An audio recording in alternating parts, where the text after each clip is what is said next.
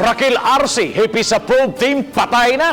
Kinamikatap na fake news karong adlaw. Apan mato ni Arce o sa kinikadakong hulga sa iyang kinabuhi. Ano ang report? Ang leader sa mga vendor nga si Maria Pino, daling misusi sa taho nga nadawat nga gipusil patay si Raquel Arce, apan nahuwasan siya dihang iya kining nakita. Naramay na nga gitusil ko sa Rakil, tatay. Tapos kuyawa ginako sir. Nasa initawag na ko akong member.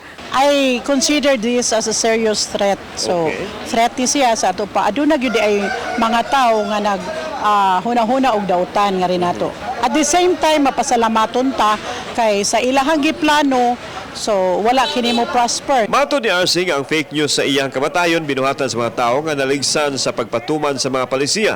Apan niya giklaro nga igo lang siyang nituman sa iyang tahas isip Pangulo sa probe. Team effort na. So dili ni personal nga kontra nako. Kini in relation ni sa atong gipahigayon nga mga clearing operations nga maoy mandato sa atong opisina. Hugot man bude ang security. Then pero dili lang gyud angay mo kumpiyansa kay at least nakabantay na tadaan nga nay mga yunana basig tinud-on niya sa simbako. Samtang nangayo og dugang police security si Arce tungod sa kasensitibo sa iyang posisyon. Sa pikas bahin, nangunay si Arce sa pag-abag sa road clearing sa Barangay Ermita. Inisyatiba kini sa barangay base usab sa mando sa DILG. Wa ra hinuon musupak ang mga mulupyo nga ipanghawanan ang mga nag-ali sa mga sidewalks.